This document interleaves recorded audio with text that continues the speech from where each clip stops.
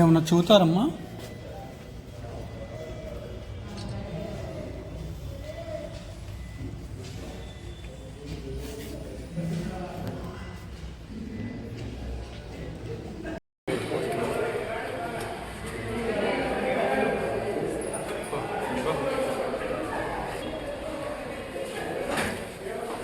ఏం జరిగిందమ్మా? సీఎం గారినైనా అవ్వచ్చు, ఎమ్మెల్యే గారినైనా అవ్వచ్చు, నేను న్యాయం కోసం వచ్చాను. ఏమన్యాయం జరిగిందమ్మా? నాకు సిఐ గారు నన్ను ఇబ్బంది పెట్టేశారు బాగా. ఏ సిఐ గారు? చిన్నమల్లయ్య గారు. ఇబ్బంది అంటే ఏం పెట్టడం?